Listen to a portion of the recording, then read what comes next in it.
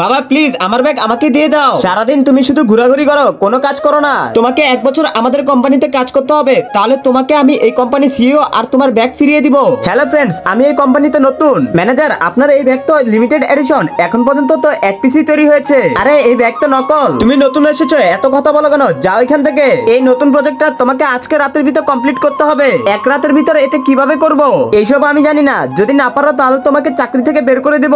আমি কোম্পানিতে গিয়ে আমার মেয়ের কাজ দেখতে চাই। অ্যানির বাবা কোম্পানিতে যায়, কিন্তু অ্যানি এখনো মিটিং এ পৌঁছাতে পারেনি, কারণ ম্যানেজার তাকে ভুল লোকেশন দিয়েছে।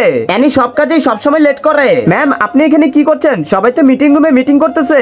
আরে কি বলছো তুমি? স্যার এই ফাইলটা আমি তৈরি করেছি। তার আগে তুমি যদি এই ছবিটাকে মন থেকে ভালোবাসো তাহলে ভিডিওটিতে লাইক করে চ্যানেলটিকে সাবস্ক্রাইব করে দাও, আর কমেন্টে তোমার সুন্দর নামটি লিখে যাও। ওই প্রজেক্ট প্রিয়ানা আমি বানিয়েছি। প্রথমত তুমি লেট করে এসেছো, আবার আমার প্রজেক্ট তোমার নিজের করে নিলে। তুমি তো আমাকে ভুল লোকেশন দিয়েছো। আচ্ছা এটা তোমার প্রজেক্ট, তাহলে এখানে আমার সাইন আসলো কি করে? মামুনি তুমি আমাকে আগে বলনি কেন? কোম্পানিতে তোমাকে পেরেশানি করা হয় কি? এই অ্যানি বসের মেয়ে।